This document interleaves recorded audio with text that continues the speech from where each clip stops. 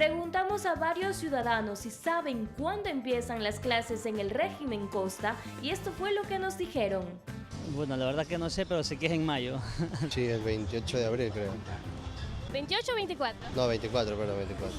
El 24 ingresarán estudiantes de bachillerato, el 25 octavo, noveno y décimo de educación general básica, el 26 quinto, sexto y séptimo, el 27 segundo, tercero y cuarto, el 28 de abril ingresarán los estudiantes de primero de educación general básica y el 29 de mayo educación inicial.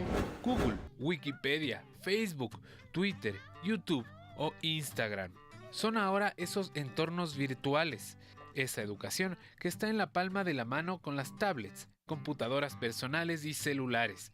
Así vencimos los esquemas limitantes del tiempo y el espacio, y lo que queda claro es que hoy por hoy el docente no es la primera fuente de información.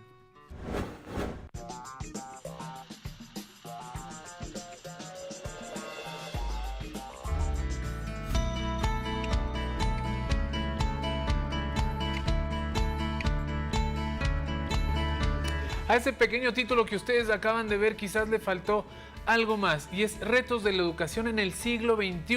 Buenas tardes, bienvenidos todos. Les quería hacer esa aclaración porque sí, hay muchísimos retos, Vanessa. La tecnología hoy por hoy definitivamente hace que veamos el mundo diferente. En la era de las nuevas tecnologías. ¿Qué tal, amigas y amigos? Esto es Al Mediodía y como siempre vamos a abordar un tema de su interés. ¿Se ha preguntado usted cómo afrontar estos nuevos retos de la educación al interior del seno familiar, al interior del sistema educativo? Pues nosotros queremos darle algunas respuestas que van a ser de su utilidad. Y por supuesto tendremos aquí a expertos que nos podrán ir dando luces y nos podrán ayudar para descifrar esta incógnita, porque en realidad para muchos es una incógnita. Esto es nuevo, lo que se está viviendo en el día a día, cada paso. Esta es la sociedad, quizás la era en realidad de la comunicación y de la información, en la que uno se va enterando de las cosas y de las tecnologías de acuerdo a cómo van pasando los días. Es decir, hoy hay muchísima más tecnología que el día de ayer nada más. Entonces hay que irse entrenando de a poco. Yo creo que por el momento, en algunas ocasiones, vamos perdiendo la pelea de cómo dominar estas tecnologías. Y hay que entender, sobre todo a los padres de familia, llega a la hora de las 3, 4 de la tarde, los niños, los jóvenes tienen que hacer deberes. ¿Cómo hacer para que no estén solo en el teléfono? Tal vez algunos consultando información, pero tal vez otros mensajeando, chateando. ¿Y cómo hacer los docentes también para que en las clases los jóvenes no saquen el teléfono en el aula? ¿Se les puede retirar? ¿Esto es un derecho de los jóvenes tener este tipo de herramientas a la mano? ¿O no? ¿O hay cómo quitárselas? Yo creo, Vanessa, que además estamos recién viendo cuáles son las consecuencias de esta libre información, quizás, o libertad de expresión también, en muchos casos podría entenderse como tal. Ya en las redes sociales hemos visto consecuencias gravísimas por esa supuesta libertad de expresión y de comunicación en las redes sociales. ¿Te parece si iniciamos entonces? Hoy estamos hablando de los nuevos retos de la educación para todo el sistema educativo. También estaremos hablando del ingreso a clases en el régimen Costa y por supuesto el sistema de inscripción en el régimen Sierra. Estará con nosotros más adelante el ministro de Educación, Freddy Peñafiel. Claro que sí, nosotros les invitamos entonces a pasar este jueves 20 ya con nosotros y listos. Acomódense para arrancar y para ver este programa interesantísimo. Nuestro primer reportaje, vamos a hablar de la historia de la educación, hasta dónde hemos llegado, pero también cómo empezamos. A la humanidad, desde sus primeros registros, esto de aprender y enseñar se le dio muy bien.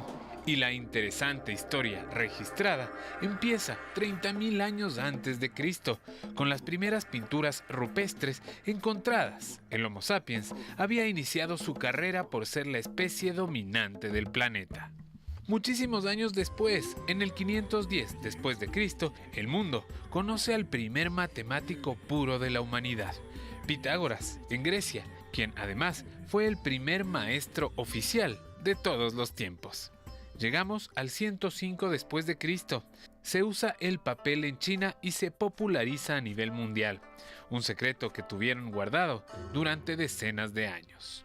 Para el 382 aparecen los manuscritos, se utilizaban más para fines religiosos.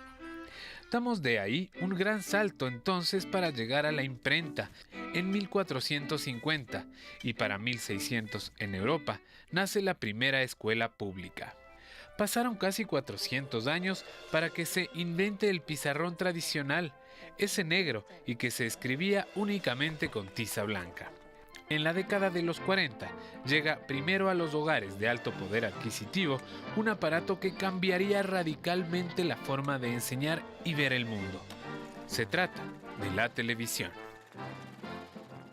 1970 inicia la era de la información, para en 1990 dar paso a la de la computación.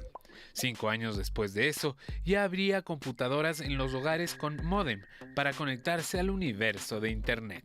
Google, Wikipedia, Facebook, Twitter, YouTube o Instagram son ahora esos entornos virtuales, esa educación que está en la palma de la mano con las tablets, computadoras personales y celulares. Así, vencimos los esquemas limitantes del tiempo y el espacio, y lo que queda claro es que hoy por hoy, el docente no es la primera fuente de información.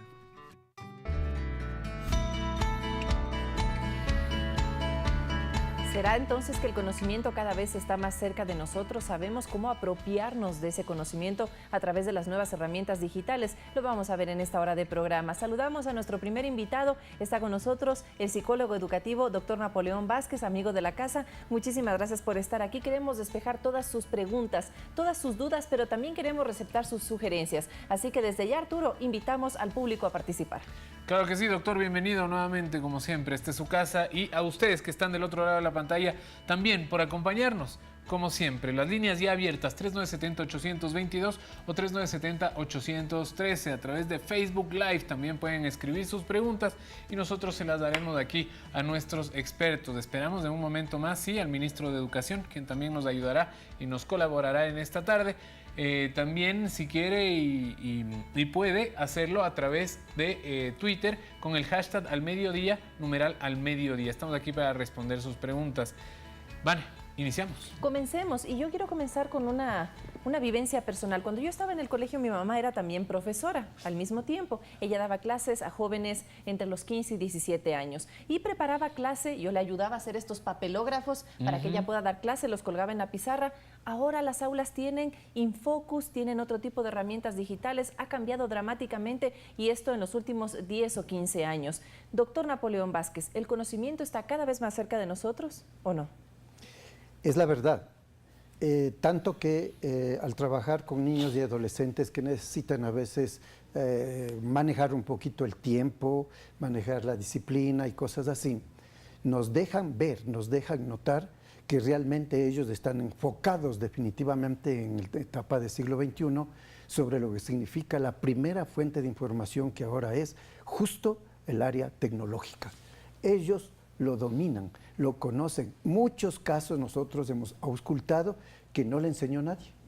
No le enseñó nadie. Son como autodidactas. Sí, sí. El Internet Sí. es una bisagra de un antes y un después en la era del aprendizaje. Sí, cómo no. Sí, sí, porque hay muchas cosas que por más avance que tenga la tecnología, hay muchas cosas que tienen que ser de las originales, de las tradicionales. Pero va superando cada vez más el área de la tecnología en la mente y en el desarrollo del uso de las mismas de los niños y de los adolescentes. A propósito de una aseveración que hacía Arturo, que ya la primera fuente de información, la primera fuente de conocimiento para el niño, para el joven, ya no es el docente, ahora es el Internet. Y haciendo otra vez el recuento de lo que le pasaba a mi mamá, yo me acuerdo que tenía que leer libro tras libro, tras libro, tras libro para solventar las dudas de los estudiantes. ¿Cómo es el proceso de aprendizaje ahora? ¿Cuál es el reto actual para el profesor? Siempre tienen ya la información adecuada, donde ellos van a poder receptar lo que están necesitando. Pudiera ser que hubo un concepto X que dio el profesor en la clase. El niño o el adolescente entra al programa que él sabe, donde va a tener una segunda respuesta, y él hace la comparación. Esta comparación implica que especialmente algunos que necesitan profundizarse en el conocimiento, al siguiente día consultan con el maestro. Doctor. Consultan. Y esto les da el equilibrio de qué es lo que queda en el concepto de ellos. Ahora, ¿los estudiantes de hoy hacen más preguntas o no necesariamente? ¿En el aula o...? En el aula generalmente, es decir, como la información les llega de tal manera y con tanta velocidad, ¿ellos pueden llegar a tener más preguntas que antes o no necesariamente? De lo que conocemos, habría un 20% de los estudiantes en un aula Ajá. que sí hacen más preguntas que lo que hubiesen hecho si estuvieran en el área solo tradicional. El otro porcentaje es porque a veces no tienen el equipo necesario. Sí son más cuestionadores, entonces, quizás. Sí. ¿Por qué? Porque ellos tienen ya lo que vieron. Es que a veces se alterna. O primero escucharon del maestro y lo confirman con la tecnología. A veces ellos receptaron en la tecnología y tratan de saber si el maestro conoce del asunto, ¿no? Es por entonces, eso que investigadores. Hoy por hoy, Sí, entonces, el investigadores. rol del profesor Sí. es súper complejo. Sí. Tiene que ser un perfil Sí. muy completo, Sí. además, para solventar todos estos requerimientos de los jóvenes Y actuales. como la educación primero inicia en casa, sucede lo mismo en el hogar. Lógico. Son Totalmente. cuestionadores. A ver, tu mamá, tu papá, ¿por qué me vienes a decir esto? Tú me estás hablando de tu tiempo, pero este tiempo es de nosotros, los jóvenes. Por lo tanto, mira, hoy las cosas son así. No sabemos si eso es positivo o negativo, solo sabemos que eso está pasando. Exactamente. Los jóvenes son más Eso está autoritarios que antes, son sucediendo. más independientes. Sí, porque el campo de teoría que ellos asimilan, que ellos se alimentan justo a través de la tecnología, les da base. No, dice, yo leí en tal lugar, en tal programa, en tal solicitud, yo leí que esto es así, papi, no como tú lo dices, pero es que así nos enseñaron a nosotros, dice papá. Él dice, bueno, pero entonces las cosas han cambiado. El hijo Es dice, en el mejor "Las de cosas los han casos, cambiado". digo yo, esa es una conversación que sería buena tenerla en esos términos. Desafortunadamente ahora también este tema del internet y de las redes sociales hacen que los hijos no tengan quizás el mismo respeto con sus padres. Hay respuestas muy fuertes, las mismas que pueden calificarse dentro del rótulo de la rebeldía. Muy fuertes. No, tú no sabes lo que estás diciendo. Mira, eso sería en tu tiempo, pero ahora esto es así. Ahora, tomando en cuenta también que los jóvenes de hoy están mucho más preparados, que tienen también el acceso, sobre todo al sistema educativo superior y enseñanza media. Tal vez los padres de antaño, no todo el mundo pues había hecho una carrera universitaria. Esa diferencia de conocimientos también es difícil solventar. Difícil.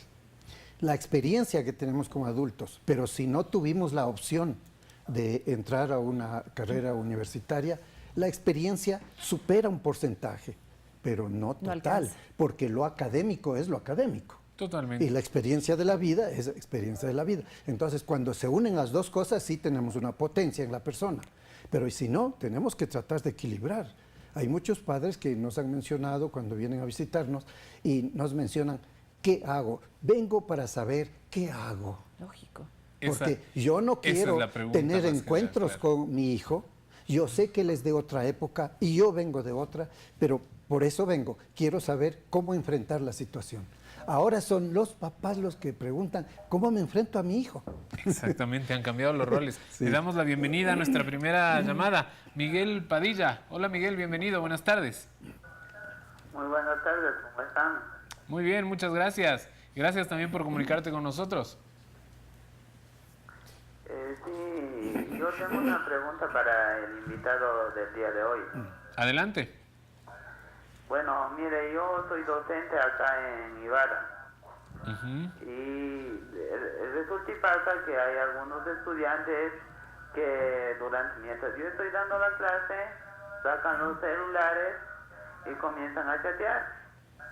Entonces yo les retiro, pero se los entrego al final de mi clase. ¿Qué tan contraproducente puede ser eso para los estudiantes a forma de algún conflicto que se pueda suscitar? No lo podemos tomar como contraproducente, porque la tecnología está en las nubes, pero el respeto y la disciplina tiene que guardarse. Eso no va a reemplazar para nada la tecnología. Además, las reglas de ahí, yo digo, las pone un profesor. Aquí Porque se siglo apagan los XX o celulares. siglo XXI Listo. tenemos que dar las formas, los padres, de la crianza con normas, reglas, buenos principios, buenas costumbres, buenos hábitos, obediencia y respeto. 7 cosas. Si eso no lo hacemos, entonces el maestro también va a sufrir una indisciplina de su grupo. Y muchas veces son grupos un poquito fuertes, hablemos de 30, 35, entonces es difícil manejar una disciplina de esto.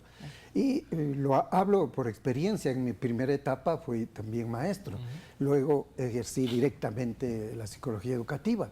Entonces, no es contraproducente imponer disciplina si es que es necesario. Pero si primero concienciamos al estudiante de que deben respetar, el teléfono es tuyo, yo no tengo derecho a quitarte. Pero si rompes la regla de disciplina aquí en mi hora de clase, yo tendré que retenerlo y devolverte al final.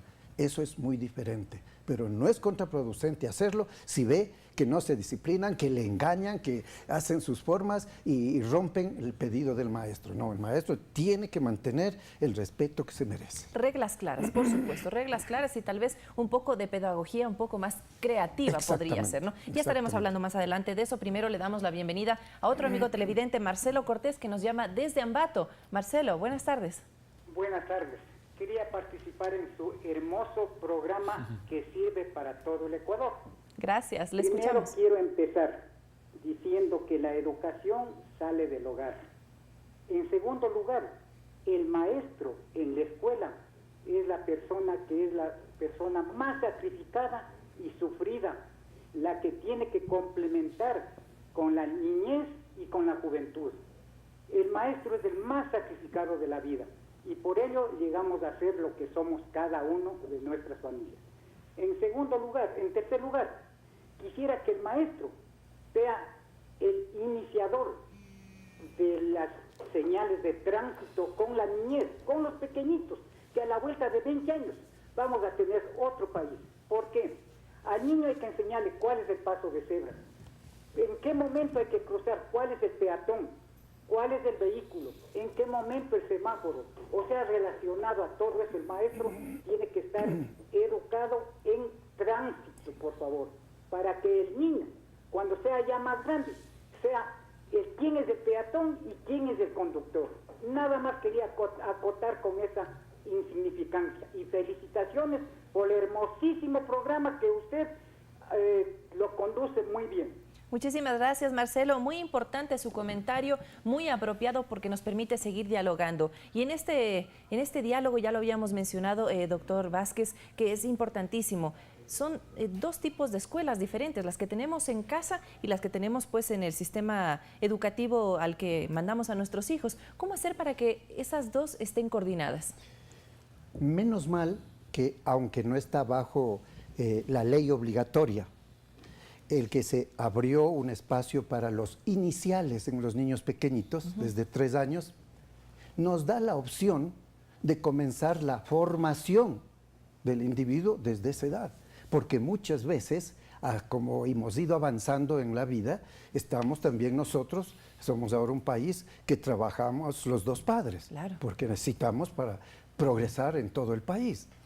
Y entonces, en lugar de dejarle al cuidado solo de la abuelita, el abuelito, el tío, la hermana mayor o una persona particular, los iniciales ya dan esa pauta, porque el niño, inclusive en la edad desde 3 en adelante, que inicia el uso de razón, antes de eso no lo hay.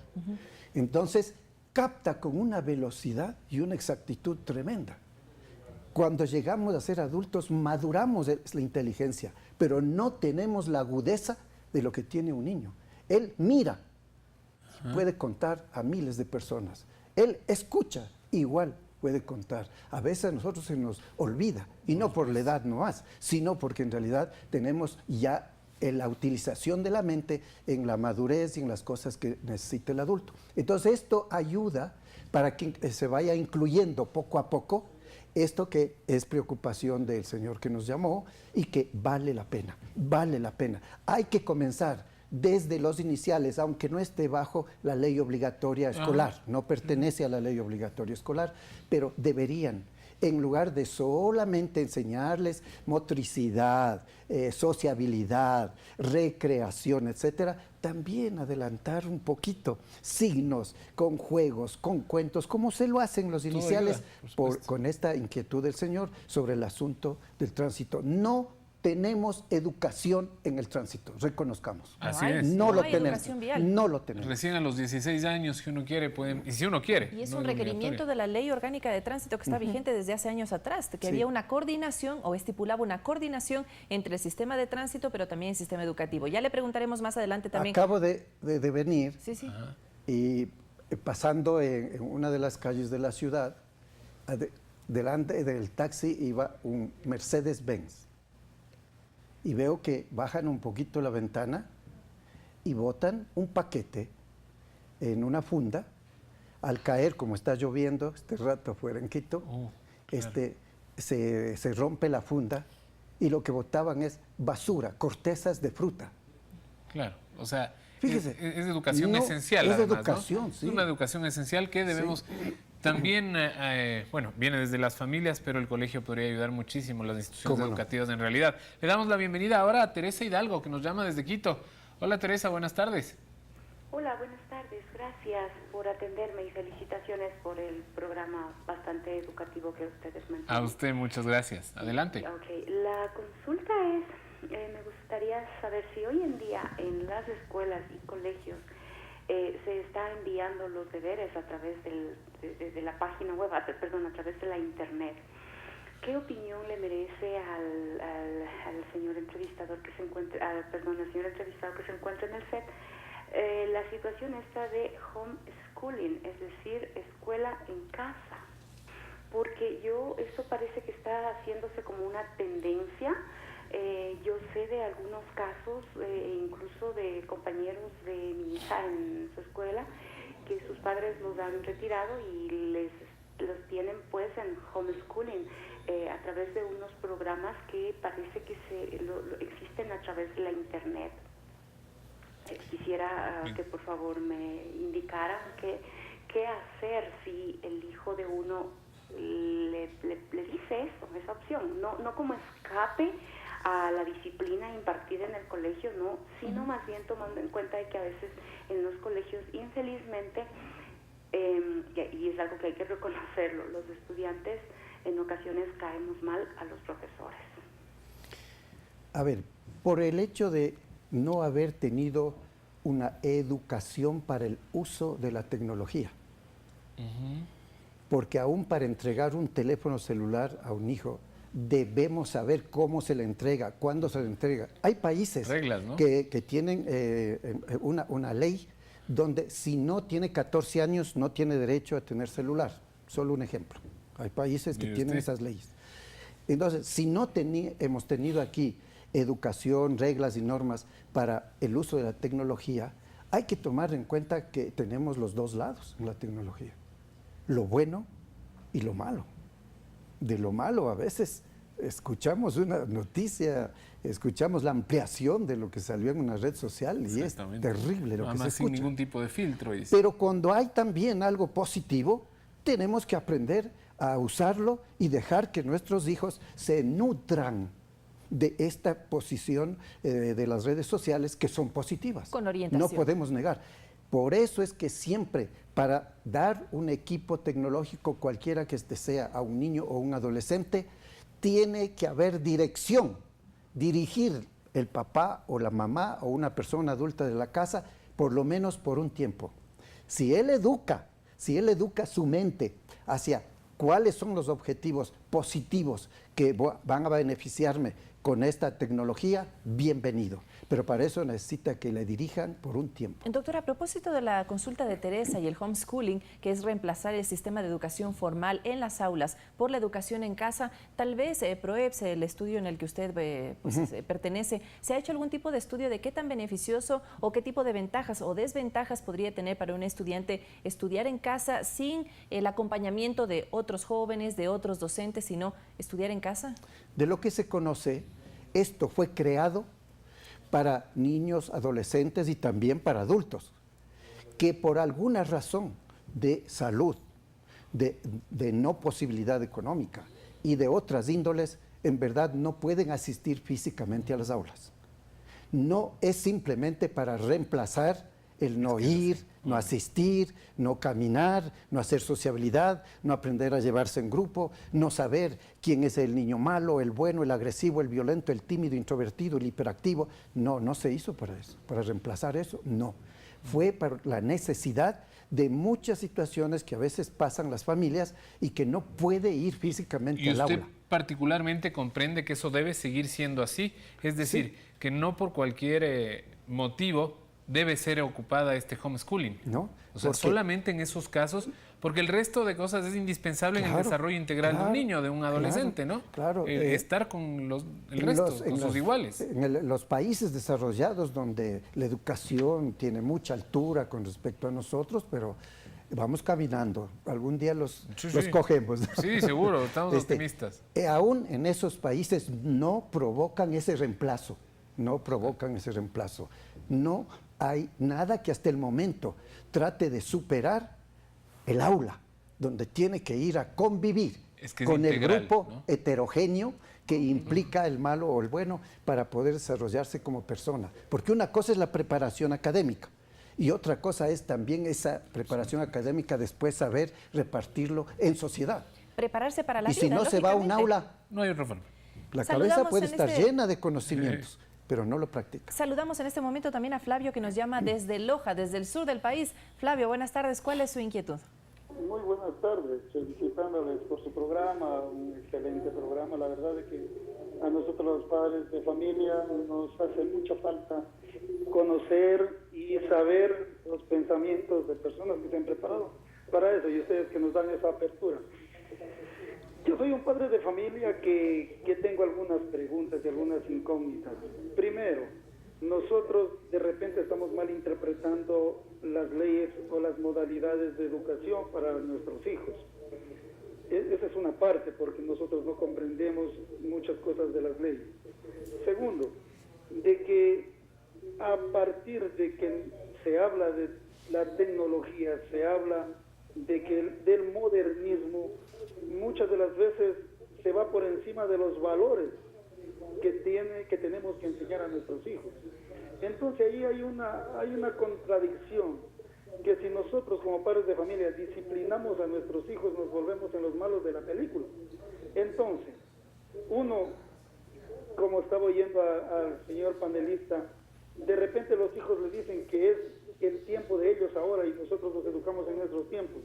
Pero si nos ponemos a hacer una comparación, la verdad que en los años anteriores que nos educaron a nosotros ha funcionado y de mejor manera la educación. Primero en valores, segundo en urbanidad, y yo no veo por qué, algo importante, por qué los padres de familia debemos, por más confianza que tengamos, dejar que nuestros hijos nos tuteen, nos traten de voz, porque yo pienso que desde ese momento ha habido la falta de respeto del hijo. Luego, nosotros somos los culpables de todo lo que sucede con nuestros hijos en la formación, porque ellos desde pequeños tienen que ir creciendo con normativas, con enseñanzas, con saber qué está mal y qué está bien, y también nosotros poder brindar herramientas para que ellos crezcan. El manejo del celular yo creo que no es cosa de la tecnología, sino de nosotros, de poder decir, mira, tú puedes y tienes esa amplitud para manejarla a tal determinado o de tal determinado tiempo, de determinada edad. Eso, señor panelista, yo creo que sí sería bueno que nos indiquen. Gracias. ¿A qué punto las leyes pueden llegar con eso a nosotros?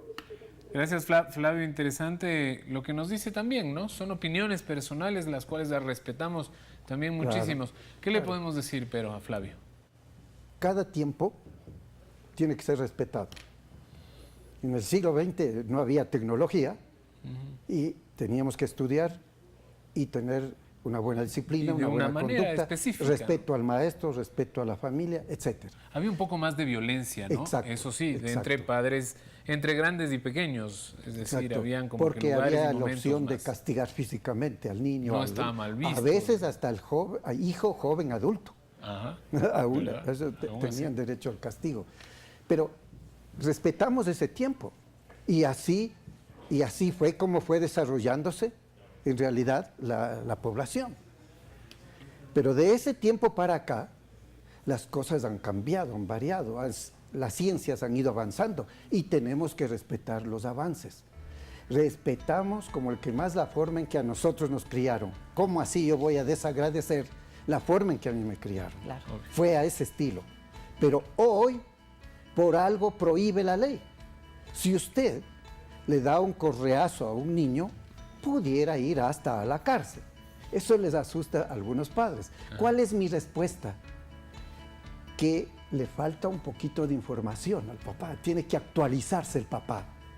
Tiene que modernizarse. Y muchas veces le pregunto, señor, ¿usted tiene celular?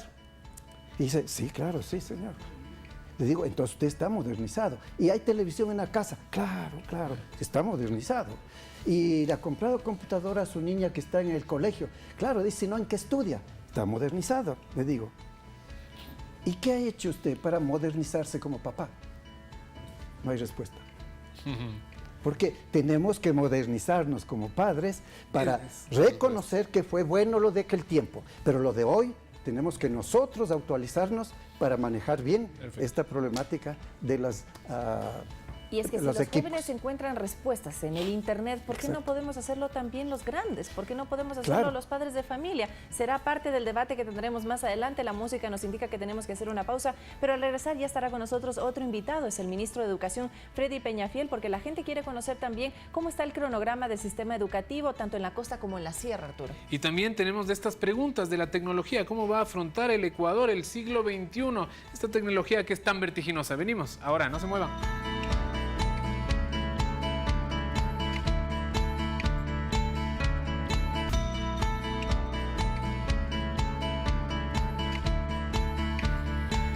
Año 2017, ¿cuáles son los retos de la educación? Los retos tanto para el docente como para el padre de familia. Y ya nos acompaña el ministro del ramo aquí en nuestro país, Freddy Peñafiel, para abordar también ese tema importante. Freddy, muchísimas gracias por su presencia. Entiendo que la agenda es un poquito complicada en este momento, pero cuéntenos, ¿están los docentes preparados para afrontar estos retos de la educación actual? Bueno, los docentes tienen una tarea importantísima. Los docentes están en el aula, están con sus estudiantes todo el tiempo, mucho más tiempo que los padres de madre de familia y ojalá a veces mucho más tiempo que los medios de comunicación. Entonces nuestra tarea como sociedad es confiar en ese docente, es darle las herramientas y darle el voto de confianza de que lo que va a hacer el docente lo va a hacer de la mejor manera y lo va a hacer bien. Nosotros confiamos desde el Ministerio de Educación, toda nuestra política pública gira alrededor de esta revalorización del papel del docente, de darle las herramientas suficientes para que el docente pueda hacer su mejor trabajo. Nos falta mucho, es verdad, hemos dado de 2014 a 2016 más de 15 millones de horas de capacitación, estamos graduando más de 4.000 docentes en maestrías internacionales, pero son 150.000, entonces nos falta mucho por avanzar todavía. Sin embargo, la política es clara y las líneas marcadas son clarísimas.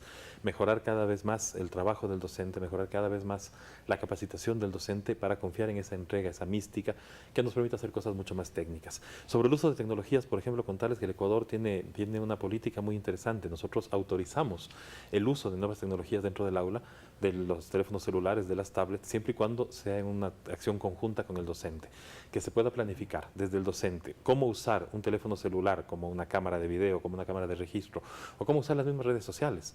Yo soy profesor, cuando empecé a dar clases creamos, por ejemplo, el Facebook de los personajes de 100 años de soledad y cómo se iban cruzando y cómo los chicos entraban a la red social, pero jugaban con eso y permitía desarrollar aprendizajes significativos utilizando lo que les es más cercano.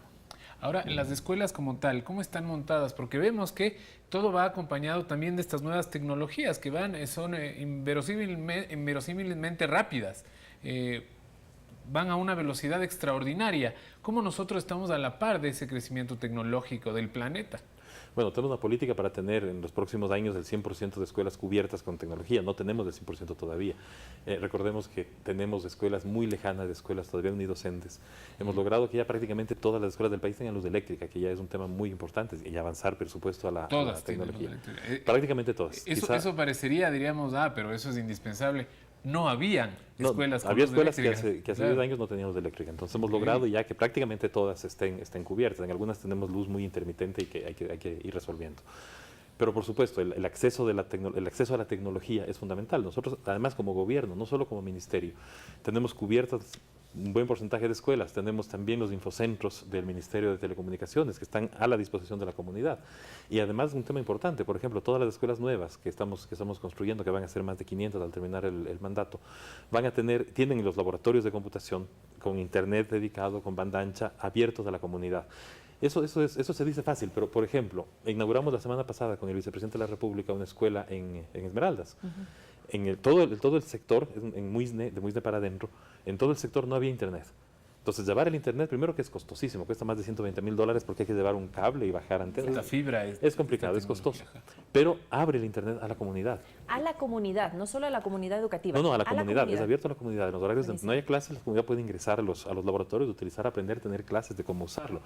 Estuvimos en otra escuela también, que esas escuelas un poquito más complejas, son 12 horas en lancha, en Manabí para adentro, donde los niños no habían tenido nunca una computadora, nunca la habían visto. Entonces, el primer contacto con la computadora es ¿qué es esto? ¿Cómo funciona un mouse?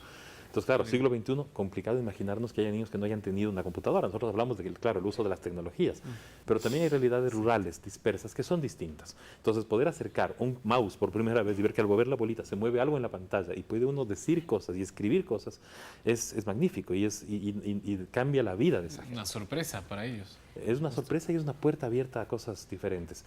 Y a ver que hay internet, que pueden ver a sus equipos de fútbol, que pueden ver a sus artistas y que pueden empezar a aprender a través de esa ventana, realmente cambia vidas. Y es un proceso y entendemos que hay desigualdades todavía en distintos sectores de la sociedad en los que hay que ir de a poco. Ese es un proceso y estamos reconociendo también el esfuerzo que está haciendo a través del Ministerio de Educación, a través del Gobierno Nacional. Tenemos que saludar en ese momento a Diego Mier, que nos llama desde la ciudad de Quito. Diego, ¿cuál es su inquietud? Buenas tardes.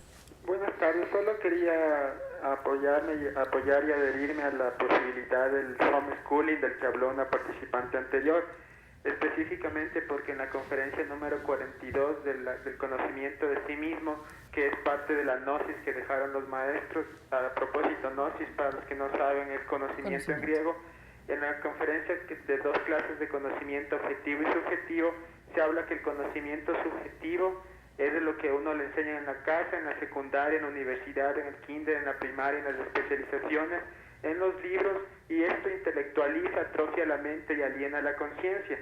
Conocimiento viene de conocer, y conocer no es lo mismo que creer, y se establece que es lo mismo que un fanático religioso que no comprueba lo que se le enseña, un fanático en las escuelas y en las aulas, en la academia, no comprueba lo que el maestro le dice, simplemente lo asimila como verdad aunque no lo sea.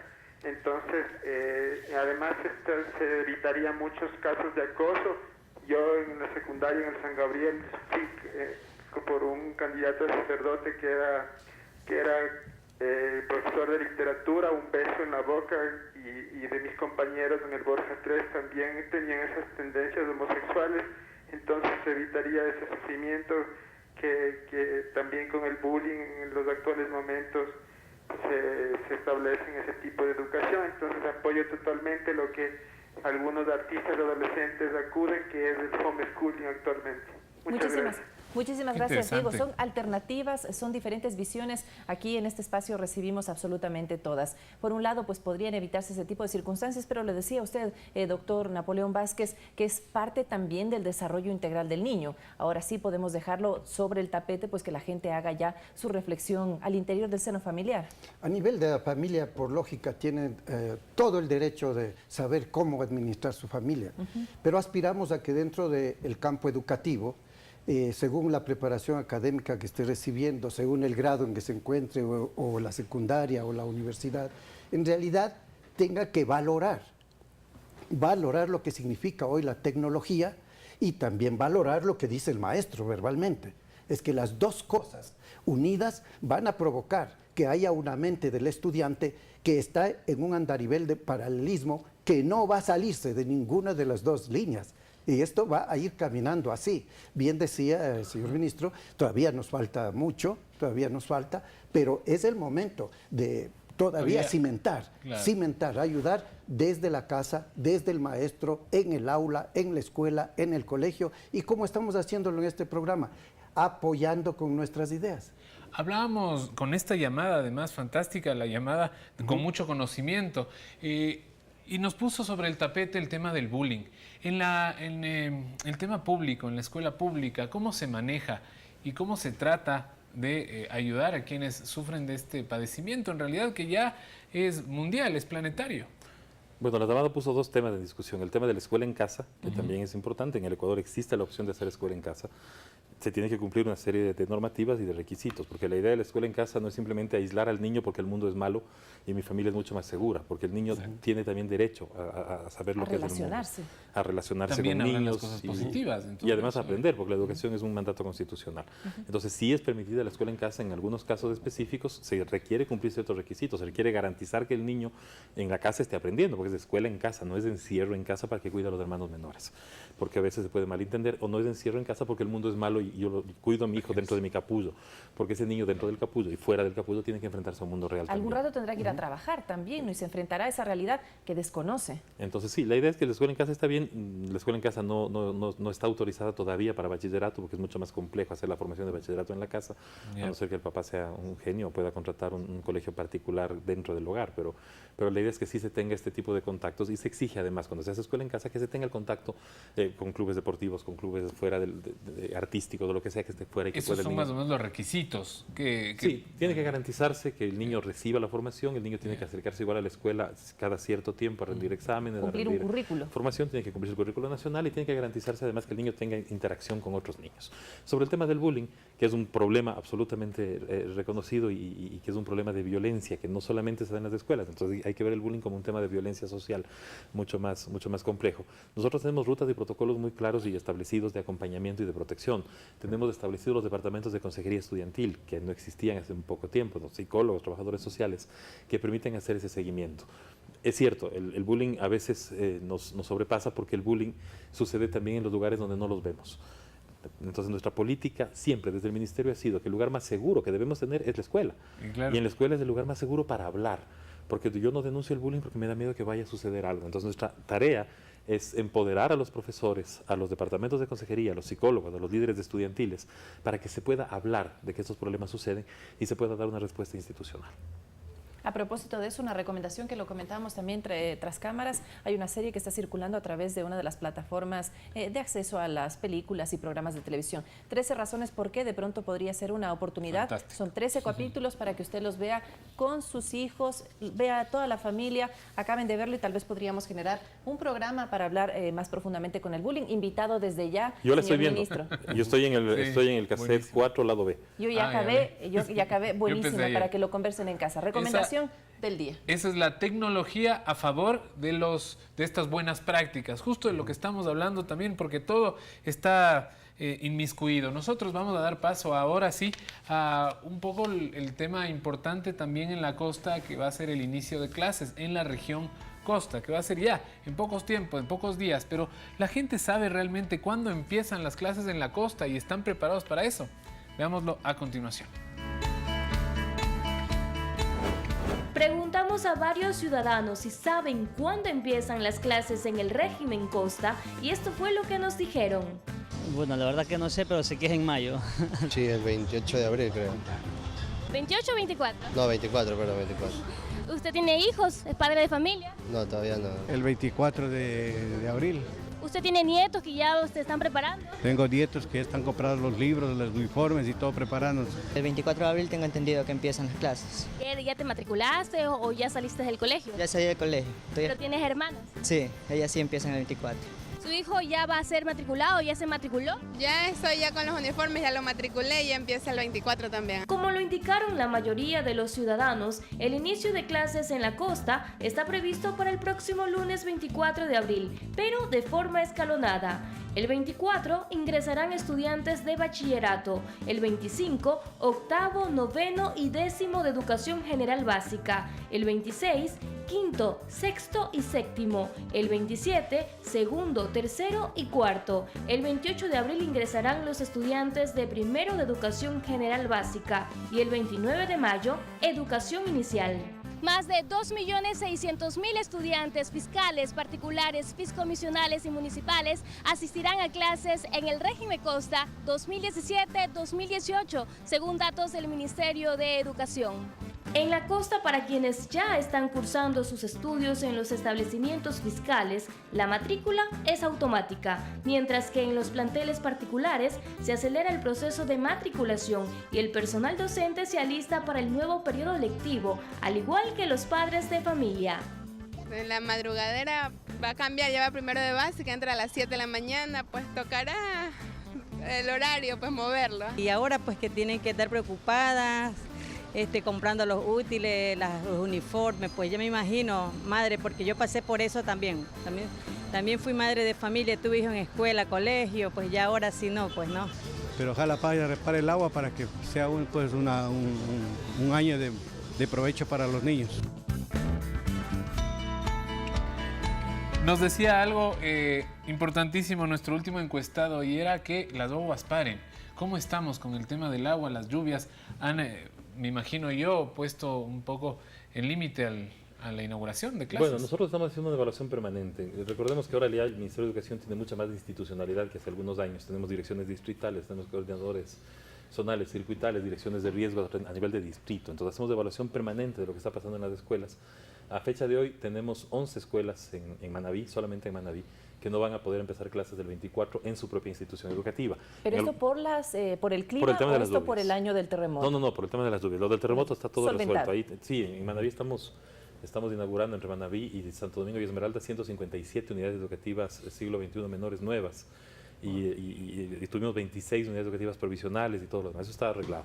Las lluvias sí nos ha afectado un poquito, entonces hay 11 instituciones educativas, ya los padres de familia saben cuáles son, que no van a iniciar el año lectivo en su propio establecimiento. Estamos moviendo algunas a otro establecimiento, algunas de jornada vespertina, tratando de acomodar el estado de situación mientras logramos resolver el problema. Son apenas 11 escuelas, muchas de ellas muy pequeñas, que no es la escuela la que sufrió la inundación, sino todo el pueblo. Entonces estamos tratando de resolver eso de la mejor manera. Son 11 escuelitas, en el resto empezamos el 24 de abril. El día de ayer hubo una lluvia muy fuerte en Guayaquil, hemos hecho ya un barrido a esta hora de toda la ciudad, no tenemos problema en ninguna institución educativa. Podemos empezar clases de la mejor manera. El ingreso a clases, además, como ya se vio la proyección, es escalonado. Empezamos el 24 con bachillerato, el 25 con educación general básica superior, el siguiente básica media y hasta primero el día viernes. 4 días entonces para el inicio de clases en el régimen Costa. Si usted no lo sabía, apúntelo ya en la agenda. ¿Cuál debe ser, doctor Vázquez, la preparación en estos días poquitos que faltan de vacaciones? ¿Cuál es la recomendación para la familia? Siempre que va a iniciar un nuevo año lectivo, los niños sufren un poquito de desadaptación en la vacación. Pero sugerimos desde el campo psicológico educativo que no se les presione desde el primer día. Tienen que darles opción, tanto el maestro como la familia, de que entre a una nueva adaptación en el nuevo año lectivo sin presionarle demasiado. Número 2, no esperar que desde el primer día tenga el 10 sobre 10, y razón por la cual yo me hago el profesor en la casa. No. La escuela, el colegio, la universidad es donde va el estudiante para aprender. La tarea que manda el maestro es la comprobación de lo que vino aprendiendo, y no hagamos esa dependencia con nuestros hijos, ninguna que sea la edad, no vale. Tienen que dejarles que aprendan a ser independientes con los conocimientos que viene adquiriendo del maestro en el aula. Ministro, hablamos además, interesante el tema de las tareas, podríamos también hablar algo al respecto. Hace poco tiempo hicimos nosotros un programa en el que hablábamos de la posibilidad de ir bajando el tema de las tareas porque les ocupaba demasiado tiempo. Veíamos también, investigando en ese momento, que en los países en donde mejor está la educación catalogada en el mundo también, casi no hay tareas. Bueno, eso fue en el primer programa del mediodía que me invitaron también. También yo di la primera patadita al programa. Muy bien. Pero sí, tenemos 2 novedades para este año lectivo que son importantes que la gente las tenga en mente. Primero, estamos empezando un nuevo currículo. Un nuevo currículo que ya empezó en la sierra y ahora empieza en la costa, que establece, por ejemplo, la enseñanza de inglés desde segundo, educación general básica, y también la política de las tareas. ¿Qué es lo que ha planteado el Ministerio de Educación? Como ente rector, nosotros damos la política general. La política general dice, en las instituciones educativas tiene que haber un acuerdo, un consenso entre padres de familia, profesores, autoridades, sobre la regulación del número de tareas. Y no solo la regulación del tiempo, porque eso es muy fácil, sino sobre todo que hay una reflexión interna en las escuelas de para qué son las tareas. Claro. Las tareas no son simplemente una repetición mecánica del ejercicio 4 al 250.000, sino que las tareas son reforzar lo que se dijo en el aula, lo que acaba de decir el doctor de manera... ¿Qué debe participar el padre de familia en esas tareas? ¿Qué tanto se planifica para que el papá también, por lo menos, se siente un ratito con el hijo, no? Lo importante es que el papá converse de lo que se vio en la escuela, de lo que se trató en la escuela y supervise que las tareas se realicen. Nosotros estamos acostumbrados a que queremos que nuestro niño tenga la nota perfecta y hacer nosotros la tarea como papás. Y eso es un error, porque el aprendizaje no es nuestro. Y a veces incluso hay papás que hacen la tarea peor que lo que hubiera hecho el niño. Entonces es complicado. La tarea es reforzar lo que el niño aprendió y lo que el niño sabe. La tarea es un ejercicio que nos permita reflexionar. Pero la tarea no tiene que ser la cárcel. Porque cuando lanzamos eso, cuando yo estuve aquí, salí de aquí, recibí una serie de llamadas que me decían, pero ¿cómo? Y ahora los niños van a hacerse drogadictos porque ya no van a hacer deberes. Entonces la tarea no es la policía. Porque eso también es un problema. Entender que tenerle al niño encerrado haciendo... Ni la niñera ni el policía de la casa. Claro. Eso es un trabajo de la familia, que tiene que buscar alternativas, tiene que buscar otras opciones, y la tarea es parte de eso, pero no es lo único. El niño tiene derecho a hacer muchas otras cosas. Bueno, la música nos indica que tenemos que hacer nuestra pausa. ¿Qué piensa la gente en las calles sobre el tema que hemos abordado hoy? Los nuevos retos de la educación lo veremos en nuestro segmento Se Dice Que. Y otra recomendación que me puedo sumar yo al doctor Napoleón Vázquez, que los niños empiecen a acostarse desde ya un poquito más temprano para que no les cueste madrugar. Bueno, nosotros vamos a nuestra última pausa, venimos en nuestro último bloque también. No se muevan.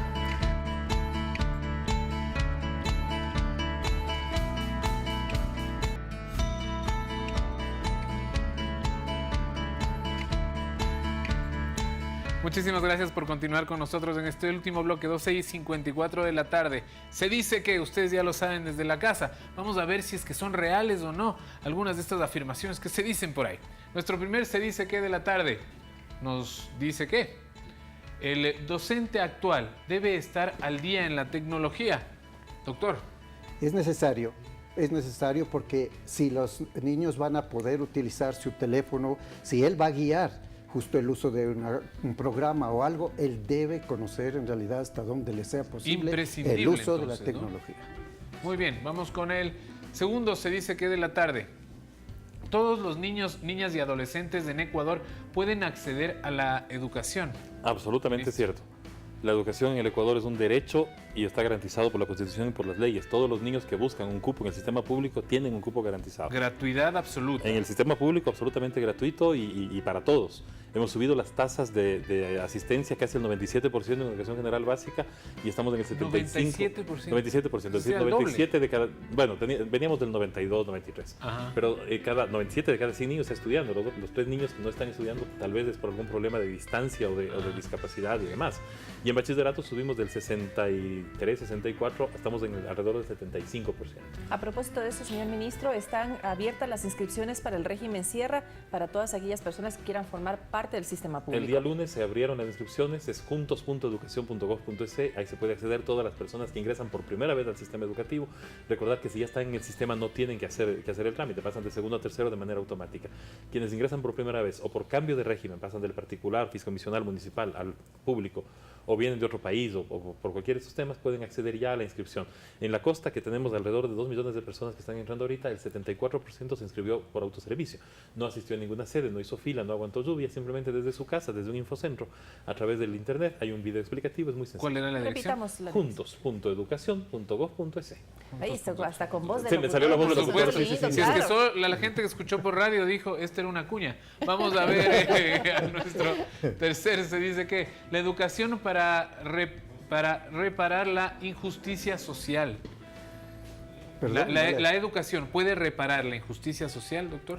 Puede reparar, puede hacer muchas cosas, porque la educación en la mente del ser humano desarrolla capacidades que implican ir hacia el área de la justicia con el equilibrio emocional que puede tener. Tiene que hacer. Imprescindible también. Vamos con nuestro último Se Dice Que, y al finalizar el programa también, ¿la educación privada es mejor que la pública? Buena pregunta. No es cierto. Eso también es un mito, no es cierto. Nosotros hacemos mediciones permanentemente de los exámenes estandarizados y en algunos casos la educación pública tiene mejores resultados que la educación privada.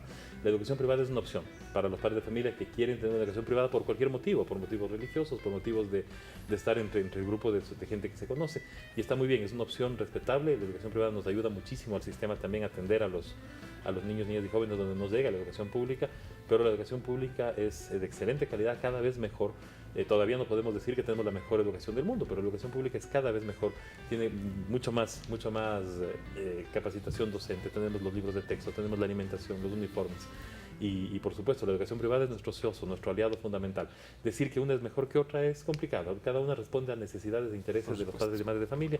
El Estado garantiza para todos los que quieran o necesiten educación pública un cupo asegurado. La educación privada está ahí y está muy bien que estemos. Somos extraordinariamente compañeros en este camino de formar a nuevos niños del Ecuador. No estamos dando paso ya a llamadas por el tiempo, pero nos dicen que por interno un padre de familia ha preguntado si en este tiempo de inscripciones también están haciendo cambios de horario de vespertina, matutina y cuál es el procedimiento. Ya, para cambios a las personas que ya están estudiando, eso viene después, eso viene alrededor, me parece que es el 14 de mayo que abrimos las sedes ya fijas en las que los niños pueden hacer estos cambios para quienes ya están en el sistema. ¿El cupo entonces está garantizado para todos? El cupo está garantizado para todos.